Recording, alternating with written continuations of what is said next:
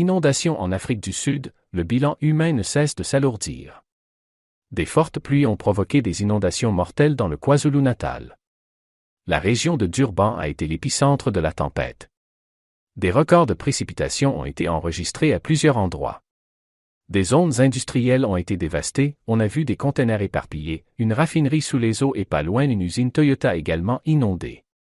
Un nouveau coup dur pour l'économie de la région déjà durement touchée par les pillages lors des émeutes de juillet 2021.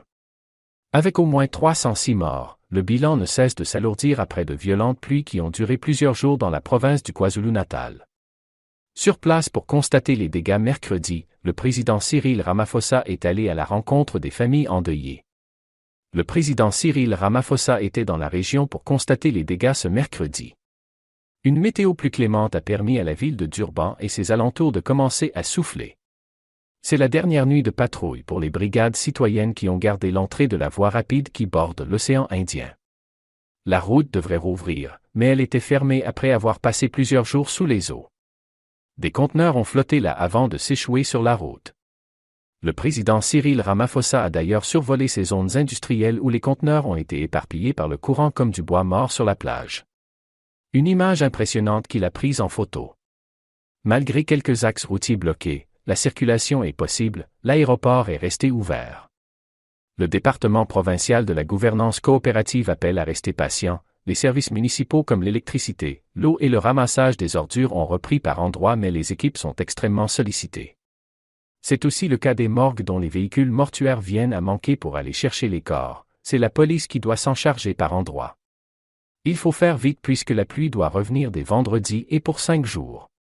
Trevor s'évertue à garder le sourire, malgré tous ces malheurs, aucune vie n'a été perdue dans sa famille, et ce n'est pas passé loin, un glissement de terrain a failli emporter sa maison.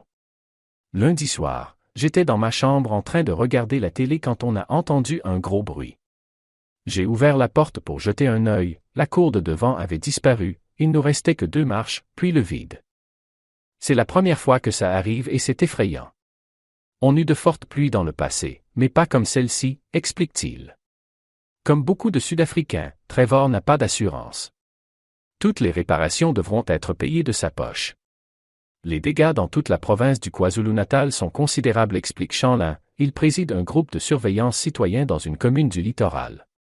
Des maisons ont été emportées, des conducteurs ont été emportés, des voitures ont été bloquées dans la boue, il y a eu des glissements de terrain. Et on n'est qu'au 2e jour.